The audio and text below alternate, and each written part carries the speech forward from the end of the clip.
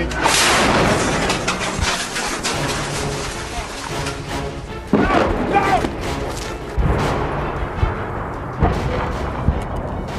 Ukraine में जारी युद्ध में रूस पर आम नागरिकों को निशाना बनाने का आरोप लग रहा है।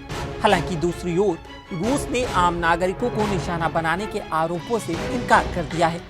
इन आरोपों के बाद रूस पर संभावित तौर पर युद्ध अपराध के मामले में जांच शुरू हुई है। ऐसे में यह सवाल उठता है कि आखिर यूक्रेन रूस युद्ध में कितने आम नागरिक हताहत हुए हैं। यह युद्ध अपराध की श्रेणी में आता है या नहीं? आखिर ये युद्ध अपराध होता क्या है? किस अंतर्राष्ट्रीय कानून के तहत यह आरोप तय किया जाता है? इस बाबत अंतर्राष्ट्रीय संधियां क्या कहती हैं? युद्ध अपराध की सुनवाई कैसे होती है? आज इस वीडियो में विस्तार से इन्हीं विषयों पर बताएंगे। दरअसल में युद्ध अपराध को परिभाषित करने वाले कानून जिनेवा कन्वेंशन कहलाते हैं। यह एक अंतर्राष्ट्रीय संधि है।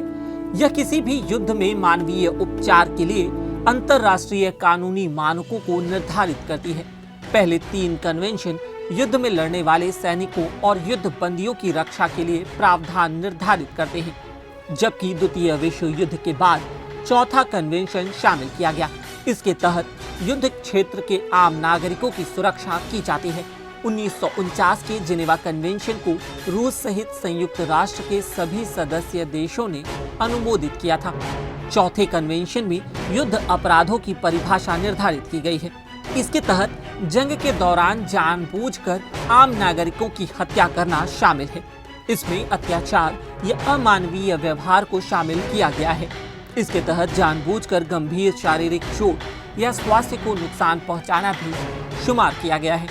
बता दें कि रूस के खार्किव पर हवाई हमले के बाद आम लोगों को निशाना बनाए जाने को लेकर यूक्रेन के राष्ट्रपति जेलेंस्की ने रूस पर युद्ध अपराध का आरोप लगाया है। रूस पर खार्किव के अंदर क्लस्टर बम के इस्तेमाल करने का आरोप है। क्लस्टर बम ऐसे हथियार हैं जिसके इस्तेमाल से छोटे छोटे हथियारों के इस्तेमाल से हमला किया जाता है। साल 2008 में क्लस्टर युद्ध सामग्रियों के इस्तेमाल पर हुई कन्वेंशन के बाद कई देशों में इस बम के इस्तेमाल पर पाबंदी भी लगा दी गई, लेकिन समझौते में शामिल नहीं होने के चलते रूस और यूक्रेन में इसके इस्तेमाल पर पाबंदी नहीं है। हालांकि पुतिन प्रशासन ने युद्ध अपराध करने या क्लस्टर और वैक्यूम बम का उपयोग करने से इनकार किया है और इन आरोपों को फेक न्यूज कहा है। अब रूस और यूक्रेन संघर्ष का यह मामला अंतर्राष्ट्रीय अदालत में पहुंच चुका है। अंतर्राष्ट्रीय अपराध अदालत के मुख्य अभियोजक ने कहा है कि कथित युद्ध अपराधों, मानवता के खिलाफ अपराध और नरसंहार के सबूत एकत्रित किए जा रहे हैं। अदालत ने यह कदम 39 देशों द्वारा जांच की मांग उठाए जाने के बाद उठाया है। वहीं दूसरी ओर रूस ने आम नागरिकों को निशाना बनाने के आरोपों से इनकार कर दिया है। साल 1998 का रोम अधिनियम भी सशस्त्र संघर्ष के क्षेत्र में एक महत्वपूर्ण अंतर्राष्ट्रीय संधि है। इस संधि के मुताबिक रूस और यूक्रेन का यह मामला युद्ध अपराध है। अंतर्राष्ट्रीय कानून और उसके उल्लंघन को समझने के लिए उपयोगी गाइड माना जाता है।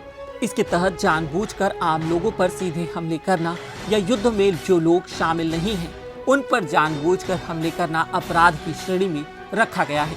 इस संधि के तहत बिना रक्षा कवच वाले गांवों, आवासों या इमारतों पर किसी भी तरह से हमला या बमबारी अपराध की श्रेणी में है। इसके मुताबिक अस्पताल, धार्मिक आस्था या शिक्षा से जुड़ी इमारतों को जानबूझकर निशाना नहीं बनाया जा सकता। यह संधि कुछ हथियारों के साथ साथ जहरीली गैसों के उपयोग पर भी प्रतिबंध लगाता है। रोम अधिनियम 1998 के तहत अंतर्राष्ट्रीय अपराध अदालत की स्थापना 1998 में नीदरलैंड के हेग में हुई थी। यह सबसे गंभीर अपराधों के अभियुक्तों पर मुकदमा चलाने वाली और सुनवाई करने वाली एक स्वतंत्र संस्था है। यह युद्ध अपराधों, नरसंहार, मानवता के खिलाफ अपराध और आक्रामकता के अपराध की जांच करता है। यह अदालत केवल उस क्षेत्राधिकार का प्रयोग कर सकता है जहां कोई देश ऐसा करने के लिए तैयार नहीं है या नहीं कर सकते हैं। यह न्याय के लिए अंतिम उपाय की व्यवस्था है। अंतर्राष्ट्रीय अपराध अदालत के 123 सदस्य देश हैं। रूस और यूक्रेन इसके सदस्य नहीं हैं। हालांकि यूक्रेन ने अदालत के न्याय क्षेत्र को स्वीकार किया है, यानी अब अंतर्राष्ट्रीय अपराध अदालत यूक्रेन में कुछ निश्चित कथित अपराधों की जांच कर सकती है। आपको बता दें कि अमेरिका, चीन और भारत जैसे देश भी इसके सदस्य में शामिल नहीं हैं। अगर आपको यह जानकारी पसंद आई तो हमारे फेसबुक पेज पर लाइक करें और यूट्यूब पर सब्सक्राइब करें। शुक्रिया।